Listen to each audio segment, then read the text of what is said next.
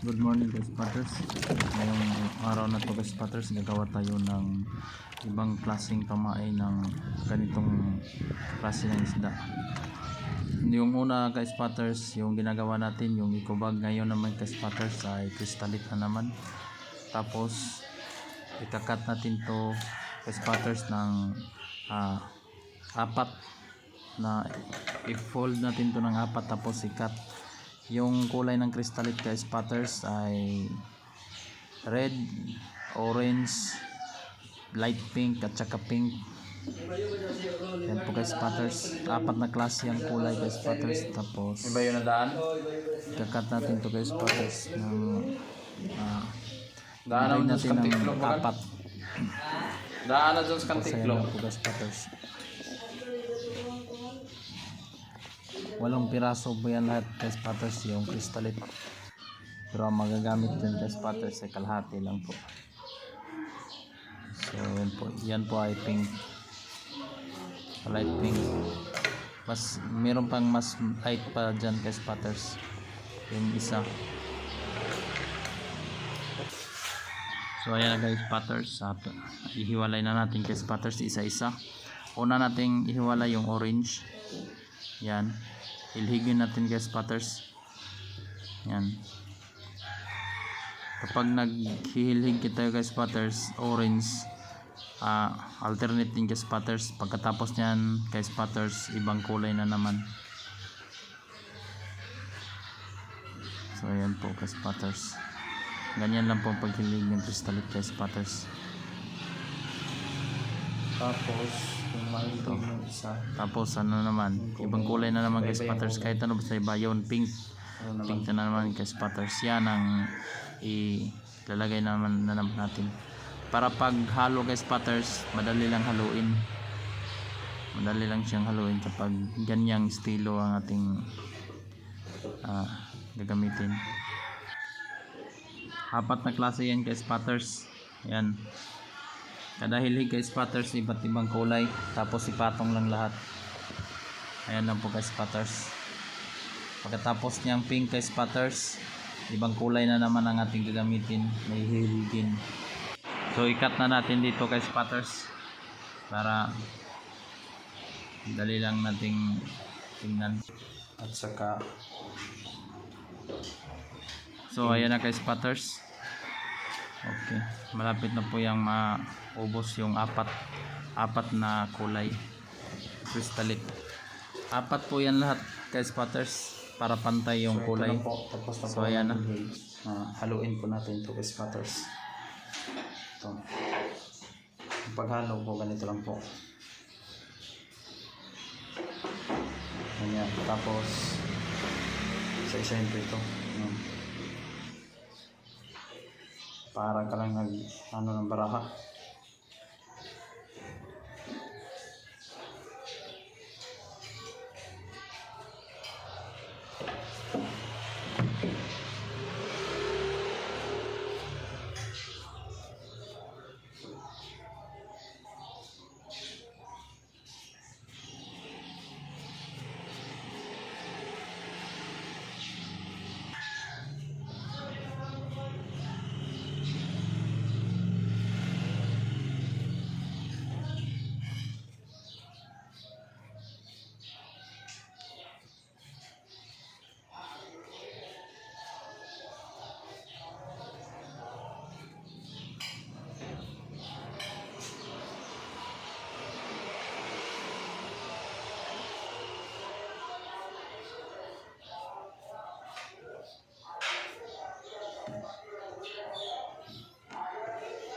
Three times po natin gagawin guys spotters. Pwede dalawa lang, 2 times. Okay naman siya. Ganda na yung kulay.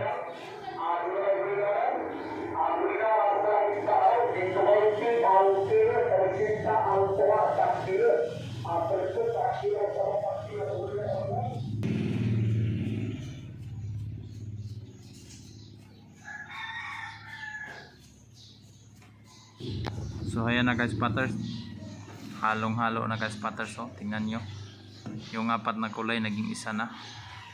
Wow, ayan guys, pattern. Apat na Ang ganda klase po itong ng kulay resulta guys, spotters. spotters. May orange, pink, red, at saka light pink. So ito na po ang kanyang resulta. Ito. Pwede na to.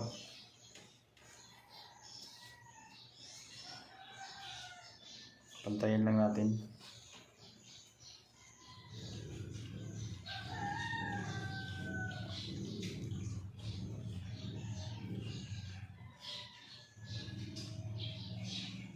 Ayan, pwede na.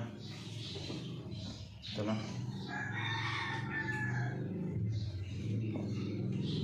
Ganyan lang po kapag mimix ng kastalit.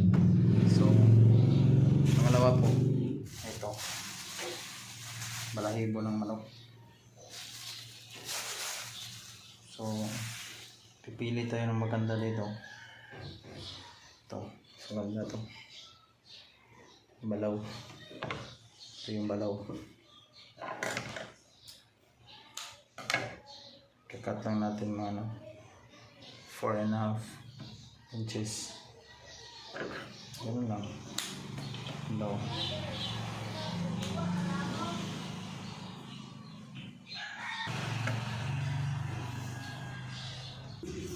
So ito na kay spotters yung pinili natin spotters yung sa may buntot na balahibo. So ito na po yun. Yung sa may buntot. So ito po yung kay spotters. Sa may buntot po ito. Pangatlo natin gagawin. Maglalagay tayo ng kristalit sa mga taga.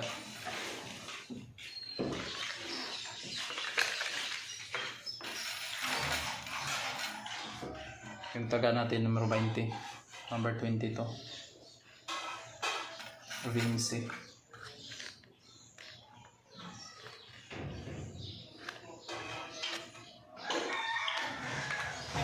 Ano po? Ganito lang po.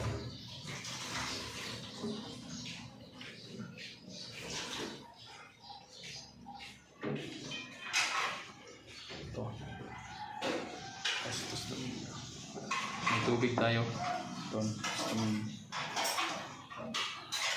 Tapos tuhog natin dito.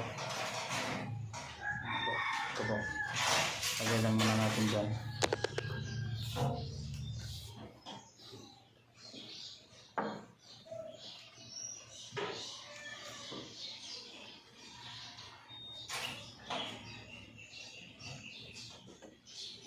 Ano po, ano kadali, tuhog dito.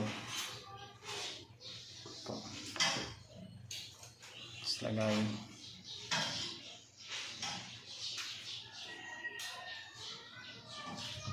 Para mabilis po ang ating pagtrabaho, pagkagawa.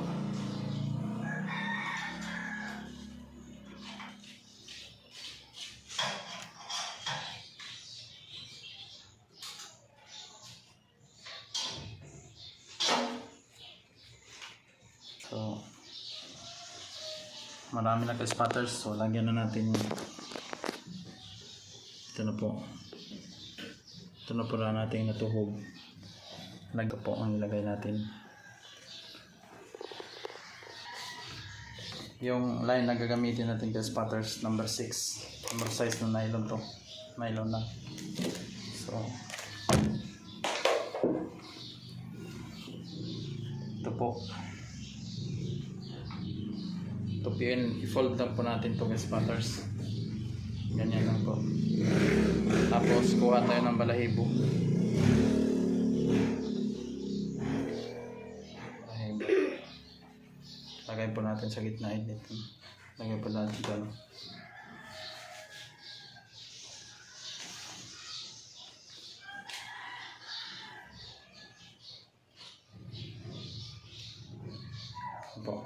Ito po siya. Talian po natin. Sama itong pantali. Ganyan lang po pagtali.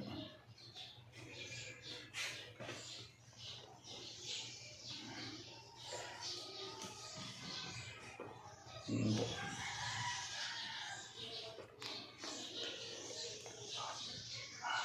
6. Yung dulo, hilain po natin.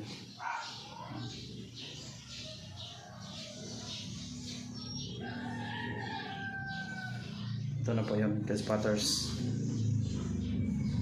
Ayan po, ito na po.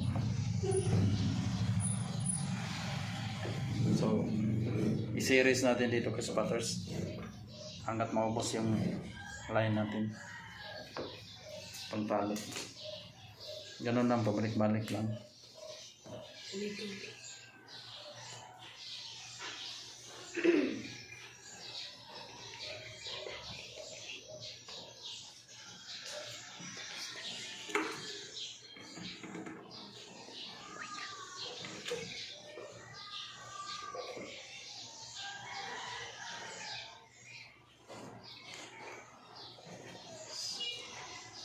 Anim.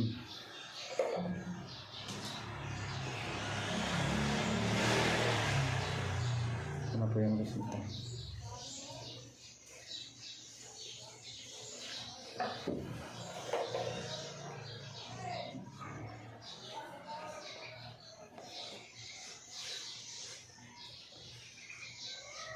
Haba naman ito.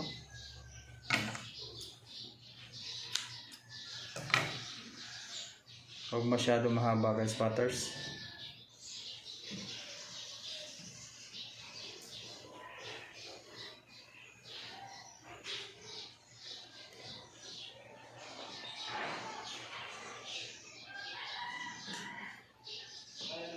Ito. Tapos yung dulo. Ganun lang. Tapos ito. Lambot. Ikot lang ng 6 times para hindi kumalas.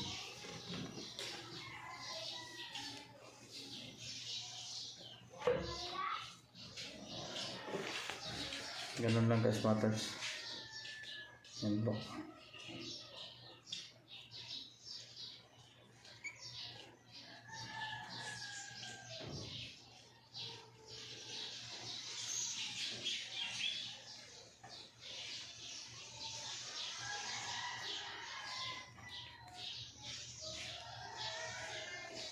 Ikot, hila. Ganun lang kadali. Ang spotter to.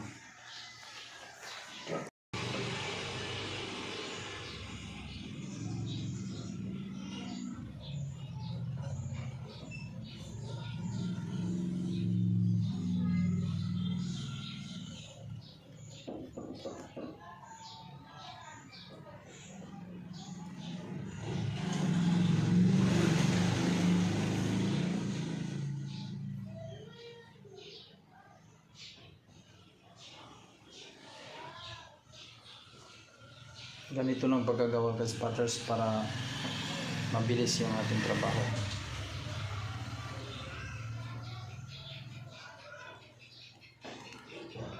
Anim na ikot tapos hila. Diretso na yung lock guys, spotters.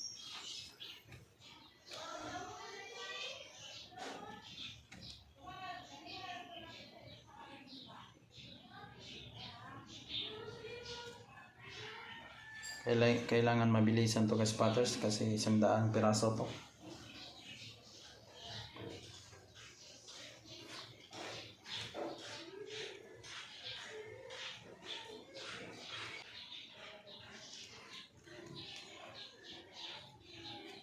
Okay, tapos na guys, spotters. So sunod po natin gagawin. Ito na po lahat. Ito na. Putulin po natin ito guys, spotters.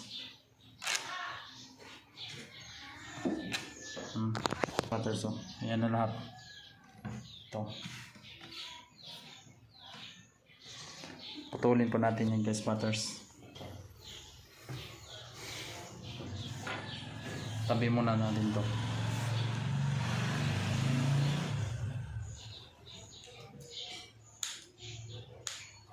So ito na po yung resulta. Ayan. Ito na po. Lagyan na po natin ito ng nylon. Yung piyambot.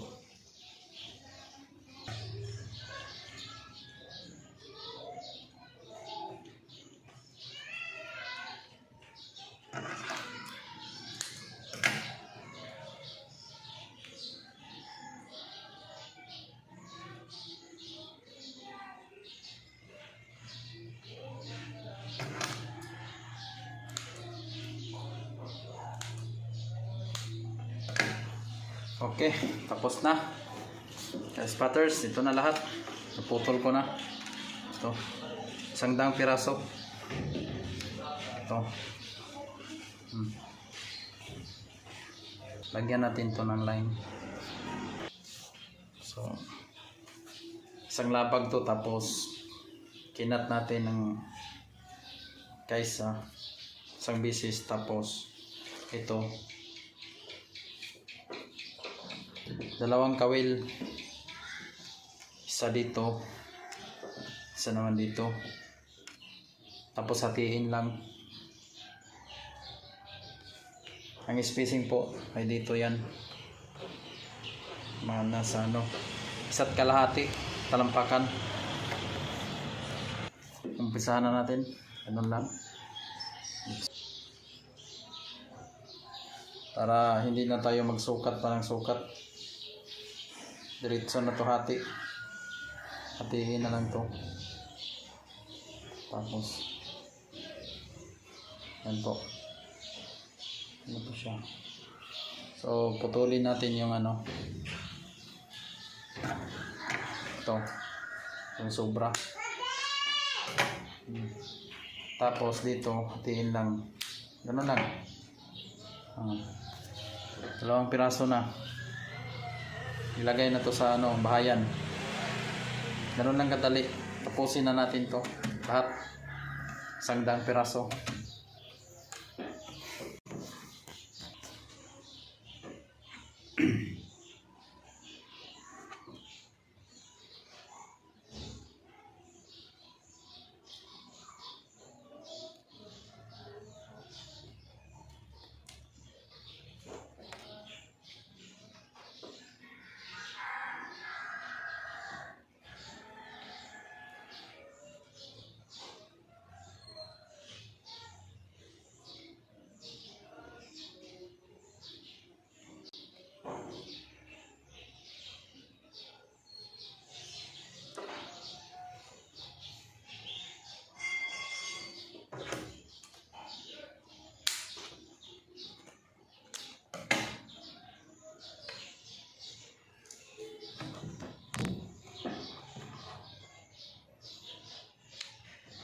Ito yung pain natin sa buwan ng Septembre, the spotters.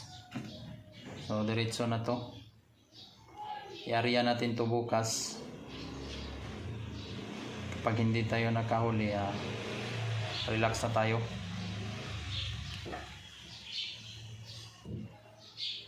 Balik naman tayo sa next last quarter, first quarter na. Pag wala pa rin, wala na. Off season na talaga siya.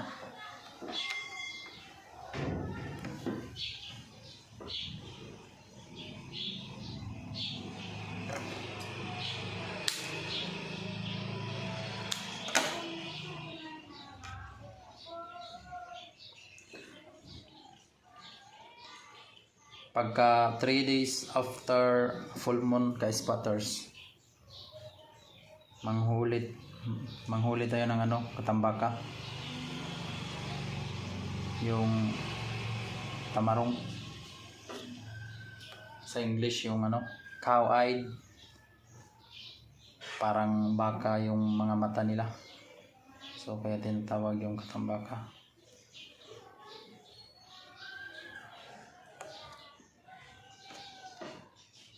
Yan lang po. Ulit-ulit lang. Sasanay din kayo niyan. Huwag niyong isipin na marami. Kasi kapag kaunti lang yung inilagay natin, kaunti lang din ang ating mahuhuli. Pero kapag marami yung mga hook, mga pain natin, marami din yung mahuhuli natin kapag marami sila.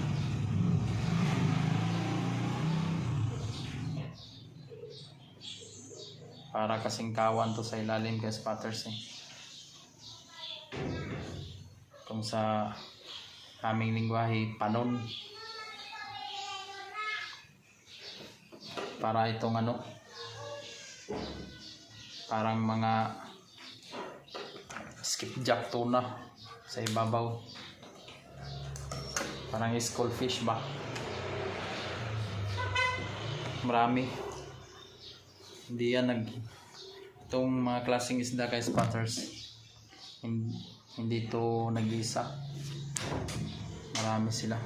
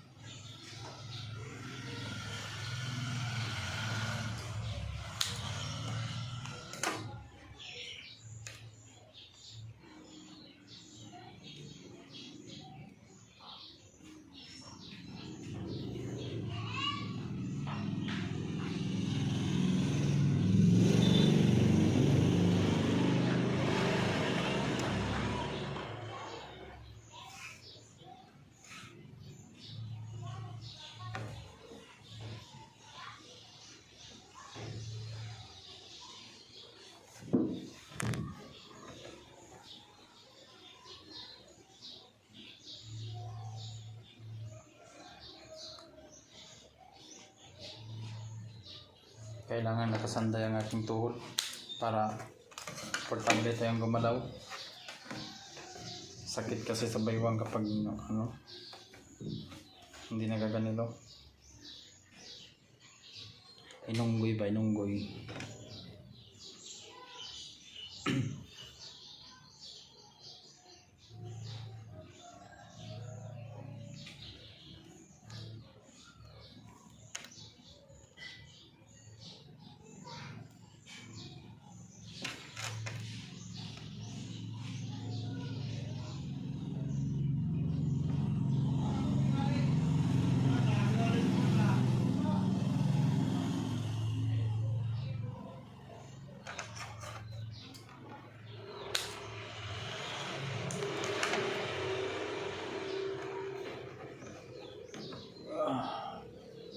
Ano po lahat? Mami na.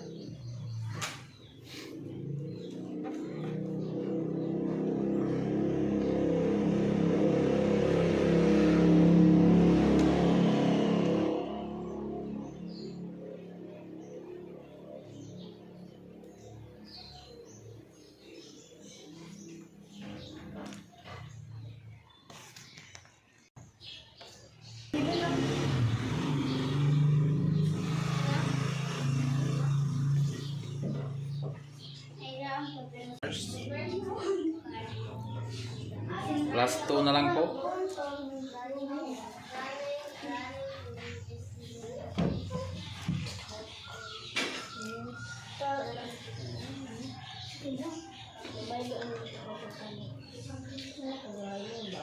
Ito na po. Tapos na. Okay.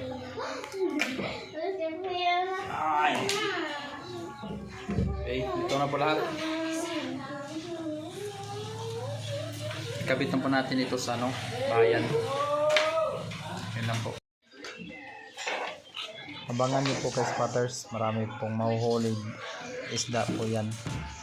Yan po ang pangkaraniwan naming pinain sa lungnod snapper.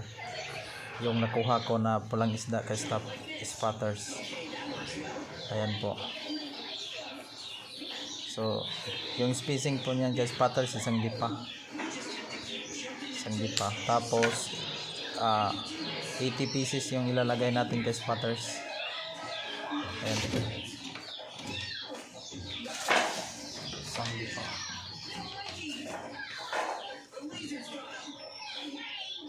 Na-red na sa team.